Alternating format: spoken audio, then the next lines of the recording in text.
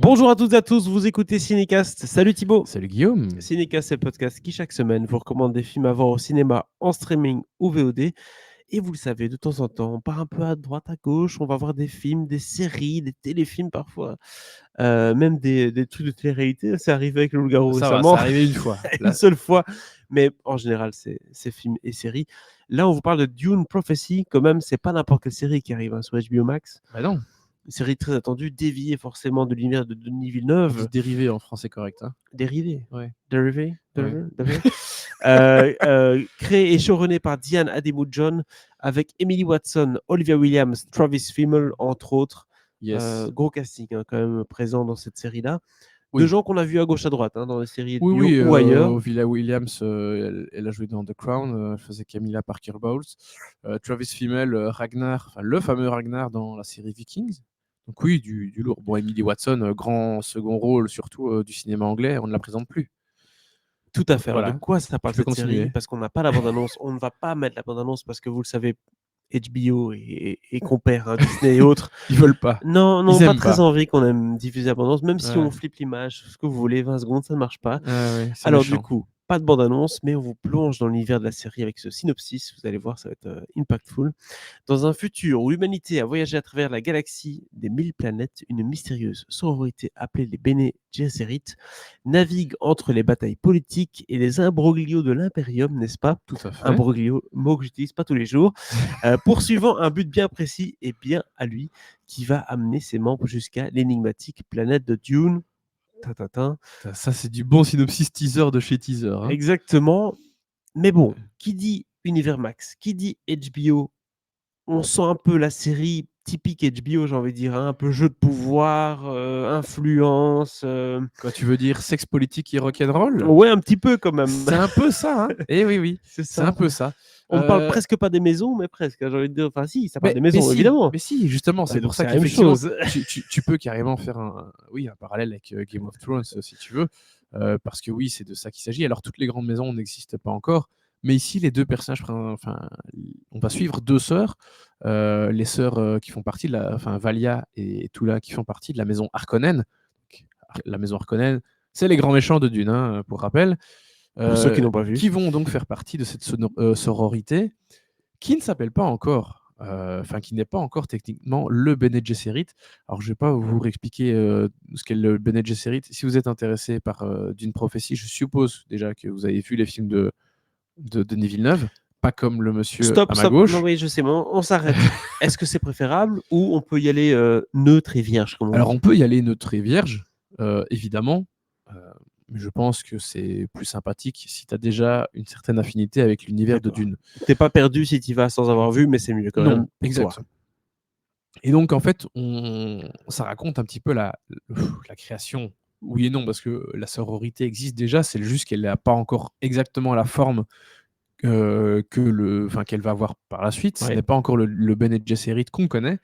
Et donc, il va y avoir pas mal on va être dans les arcanes du pouvoir. Hein, va y avoir des. Parce qu'en fait, le Bene Gesserit, pour faire très très simple, c'est une sororité qui va essayer de placer ses pions à gauche à droite pour que l'Imperium soit dirigé un peu comme elle l'entende. Tu vois, c'est pas elle qui Et quand on dirige, parle de placer ses pions, on mais parle de faire des mariages ou des trucs comme ça? oh, il y a une petite question de mariage, Évidemment. effectivement. Avec le fils de l'empereur, Javico Corino, qui est incarné par Mark Strong. Donc des histoires de mariage, de membres du futur Bene Gesserit qui vont influencer comme elles le peuvent différentes personnes afin d'arriver à leur fin, si je puis dire. Donc, en gros, c'est vrai qu'on disait ça un peu à moitié en rigolant, quand on disait que c'était du HBO pur jus, faire le parallèle avec Game of Thrones, mais oui, c'est la base de Dune, avec le Bene Gesserit, des alliances politiques, les arcanes du pouvoir, les trahisons, les stratégies, du sexe, un petit peu, moins que dans Game of Thrones, en tout cas, moins que dans la première saison de Game of Thrones, en tout cas. Et, Oui.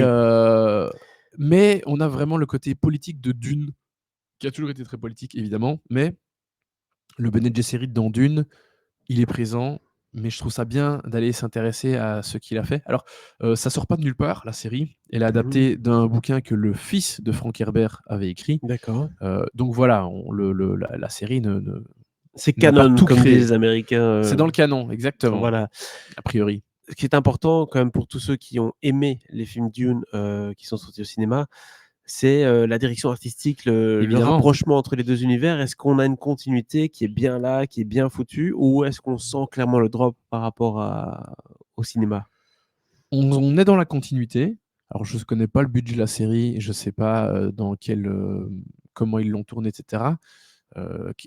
Ils ont eu accès à quel plateau, Sans doute un etc. peu comme le Mandalorian avec les Mais écrans. sans doute un peu. Mais globalement, la direction artistique est plutôt bien, les effets spéciaux sont bien aussi. On est dans quelque chose de vraiment tout à fait correct, je trouve. Et cahier des charges de Denis Villeneuve Oui, l'esthétique notamment des membres du Bene Gesserit, leurs costumes, etc., ce sont les mêmes. Donc oui, ils sont bien dans la continuité comme il faut. Et en même temps, bon, c'est pas Denis Villeneuve non plus, donc tu vois des différences. Mais non, ça s'inscrit très bien dans ce qui a déjà été fait avec les 2 premiers films. Donc ça, c'est top. Bande son, idem, parce que C'est pas Hans Zimmer. Non, pour une série, c'est rare. Et c'est un peu moins. La bande-annonce, Donc, c'est très... Mais voilà. Oui, mais je trouve que, enfin, en tout cas, j'ai vu que les 2 premiers épisodes. J'ai eu accès à 4, mais j'ai pas eu le temps de regarder les 2 autres.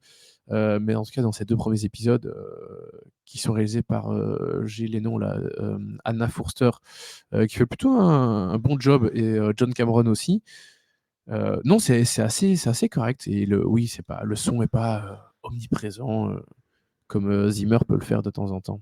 Alors, une série sur 6 épisodes pour une première saison, Oui. c'est très court, mais d'un côté, tant mieux, ça présage d'avoir un truc qui est bien tenu plutôt que d'avoir un truc en 20 épisodes. C'est ça, je m'interroge un peu sur comment ça va tenir sur la longueur. En même temps, 6 épisodes, c'est pas mal, donc je pense que ça devrait le faire. En tout cas, c'est les prémices de ce qui est mis ici dans ces 2 premiers épisodes, est franchement sympa. Donc je suis curieux de voir le résultat quand la saison sera terminée. Enfin, en tout cas, quand j'aurai vu le reste de la saison. Et je pense que tu vas me demander. Vas-y, pose-moi la question que tu voulais me demander. Non, j'avais posé une question par rapport au casting, parce qu'on en a parlé un tout petit peu, il est quand même assez vaste. Oui.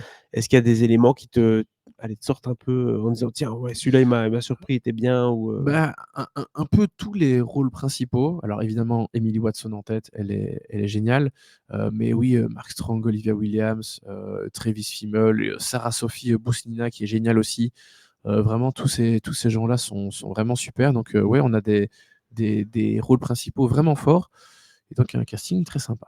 Voilà. Donc t'es pris dedans, bon départ en tout cas pour cette série. 6 Ouais. épisodes seulement, donc ça va, c'est un truc qu'on peut binger en un bon week-end, même si ça sortira au compte-gouttes sur HBO Max. Ce sont des épisodes d'1 heure, plus ou moins. Voilà, donc c'est comme 6 heures de film à regarder. Ouais. Pourquoi pas. Ça sort au compte-gouttes, tu confirmes 2, 3, 4 Sans doute. Sans doute, J'ai pas très bien. Mais à mon avis, je pense que c'est souvent les 2 premiers et puis un chaque semaine. Faut à vérifier. Je peux pas l'affirmer. Mais enfin, voilà, cas, c'est sur ça Max va sortir. dès le 18 novembre. N'hésitez pas à nous dire un peu dans les commentaires ce que vous avez pensé de la série, si vous l'avez déjà regardée ou si vous allez la regarder, si vous êtes intéressé par tout ça, cet univers-là étendu, du coup, pour le coup. Et abonnez-vous au podcast sur la plateforme de votre choix, que ce soit sur YouTube, Spotify, Apple Podcasts, Deezer, on est un peu partout. Et on se dit à très très bientôt pour de nouvelles critiques. Ciao, ciao. Ciao, ciao.